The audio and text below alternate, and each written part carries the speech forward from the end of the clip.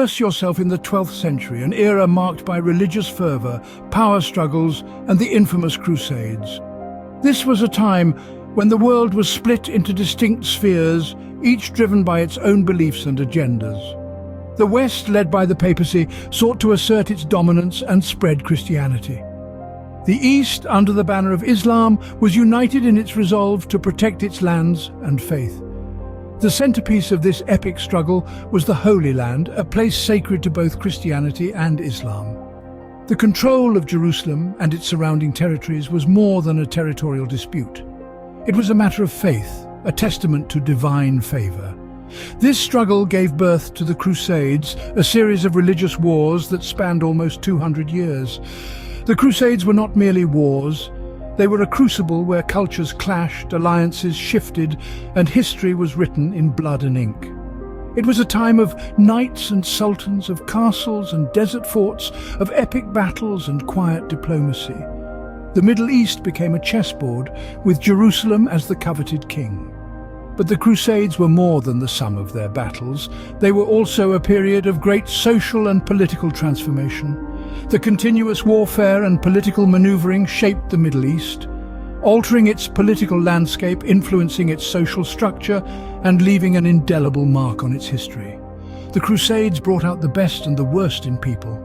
They showcased acts of remarkable valor and unspeakable cruelty, of selfless sacrifice and ruthless ambition. They were a time of heroes and villains, of legends and tales that echo even today. Amidst this chaos and conflict, a figure of remarkable leadership and strategy emerged: Sultan Salahuddin Ayubi. His story is one of courage, wisdom, and unyielding determination. As we delve deeper into this tumultuous era, we will discover how this man became a beacon of hope during one of history's darkest periods. Born in Tikrit, Iraq in 1137, Salahuddin, known in the West as Saladin, was destined for greatness. A son of the Kurdish Ayyubid dynasty, Salahuddin's early life was steeped in political and military education. His father, Najm ad-Din Ayyub, was the governor of Tikrit, and his family held a significant position in the Seljuk Empire. This exposure to power dynamics and governance, combined with his Kurdish heritage, forged Salahuddin into a formidable leader and strategist. His upbringing was not all politics and power, though.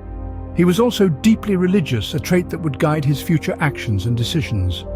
Salahuddin was known for his piety, his commitment to the teachings of Islam, and his respect for all faiths.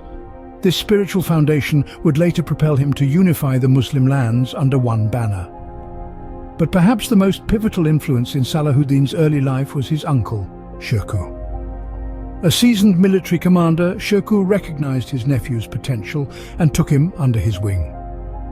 Through rigorous training and practical experience, Salahuddin honed his strategic acumen and leadership skills. He was not just a student of warfare. He was a student of life, learning to navigate the intricate web of alliances and rivalries that shaped the Middle East. In 1169, Salahuddin's life took a decisive turn. He was appointed the Vizier of Egypt, a position of immense power and prestige. But he was not content with just being a vizier. He had a broader vision: to unite the fragmented Muslim territories into a single, powerful entity. And so he set about consolidating his power, bringing Syria, Yemen, and other regions under his control. This unification was not just about power. It was about creating a unified front to resist the Crusaders.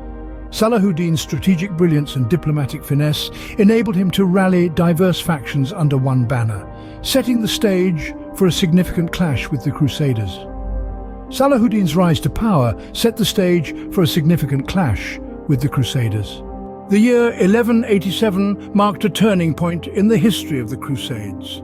This was the year of the Battle of Hattin, a critical confrontation that saw Sultan Salahuddin Ayyubi's strategic brilliance in full display. Salahuddin, the lion-hearted sultan, orchestrated a masterstroke that would not only change the course of the battle, but also the narrative of the Crusades. He skillfully manipulated the arid landscape to his advantage, cutting off the Crusaders' access to water sources and forcing them to march under the scorching Middle Eastern sun. The Crusaders, weakened and parched, fell into Salahuddin's trap at the horns of Hattin. The battle that ensued was nothing short of a slaughter. Salahuddin's forces, strategically positioned and well prepared, overpowered the Crusaders, leading to a decisive Muslim victory. This victory was not just a military conquest, it was a psychological triumph that shattered the invincibility myth of the Crusaders. But the Sultan's strategic brilliance didn't stop at Hattin. His next target was Jerusalem, the spiritual heart of the Holy Land. Salahuddin, however, was not a man driven by blind conquest. He was a man of honor and compassion, who respected the sanctity of the city and the faith of its inhabitants. His conquest of Jerusalem was a stark contrast to the brutal Crusaders' siege a century earlier. Instead of bloodshed and destruction, Salahuddin allowed Christian pilgrims to leave the city safely, a deed that earned him respect even from his adversaries. This act of magnanimity was a testament to his character, a shining example of his chivalry, and a powerful message of religious tolerance. Salahuddin's victory at Hattin and his chivalrous deeds in Jerusalem left an indelible mark on history. His story, however, doesn't end here. In the next scene, we will delve into the diplomatic skills that earned him respect from both allies and adversaries, making him one of the most revered figures of his era. Salahuddin was not just a military genius. His diplomatic skills were equally remarkable. His reputation as a negotiator was cemented during the Third Crusade, where he faced off against the legendary English king, Richard the Lionheart. Salahuddin's ability to communicate and negotiate with his adversaries was an integral aspect of his leadership, enabling him to navigate the complex political landscape of the time effectively. The Third Crusade was a tumultuous period marked by brutal warfare, yet amidst the bloodshed, an unlikely respect blossomed between Richard and Salahuddin. Despite being on opposing sides, they admired each other's courage, tactical acumen, and most importantly, their deep sense of honor. This mutual respect led to numerous negotiations, with both leaders exhibiting a willingness to find diplomatic solutions to their conflict. One of the most astonishing instances of Salahuddin's diplomacy was when Richard fell ill during the siege of Acre. Salahuddin, in a remarkable show of chivalry, ordered his doctors to treat his enemy. He also sent Richard fresh fruits and ice to aid his recovery. Such gestures were unheard of in the brutal context of the Crusades, underscoring Salahuddin's unique blend of mercy and strategic diplomacy. Perhaps the most striking testament to Salahuddin's diplomatic prowess and the respect he commanded from his adversaries was Richard's proposal for a marriage alliance.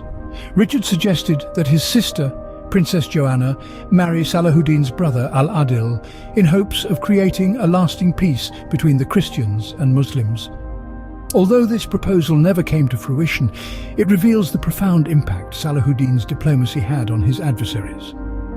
Salahuddin's skills on the battlefield were undeniable, but it was his diplomatic acumen and chivalrous conduct that truly set him apart.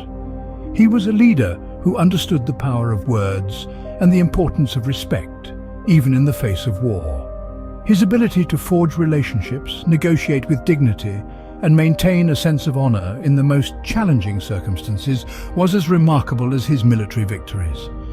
Salahuddin's diplomatic prowess and chivalry were as legendary as his military victories. Salahuddin passed away in 1193, but his legacy lives on. His influence stretched far beyond the borders of his empire, shaping the course of history in the Middle East and the wider world. He left behind a legacy of unity and courage, a beacon of hope that still shines bright in the collective memory of the people. This legacy is reflected in the many ways Sultan Salahuddin Ayubi's life and deeds have been portrayed in literature and popular culture. His story has been shared in countless books, films and television shows, not just in the Middle East but across the globe. In these narratives, Salahuddin is often depicted as a symbol of unity, a leader who brought together diverse groups under one banner in a time of great conflict. His chivalrous conduct during the Crusades, his strategic brilliance and his diplomatic skills have made him a figure of respect and admiration. His name has become synonymous with honor, courage and nobility. These traits, exemplified in his dealings with both allies and adversaries, have cemented his status as a role model for leaders and warriors alike. His life serves as an enduring symbol of unity and courage, inspiring countless individuals over the centuries.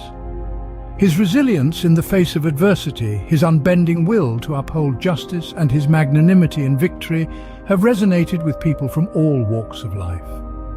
His story is a reminder that true greatness lies not in the conquest of lands, but in the conquest of hearts. But perhaps the most significant aspect of Sultan Salahuddin Ayubi's legacy is the spirit of tolerance and mutual respect that he fostered. His treatment of his captured adversaries, his respect for different faiths, and his commitment to peace are a testament to his wisdom and foresight. They serve as a timeless reminder of the power of tolerance and understanding in a world often divided by differences.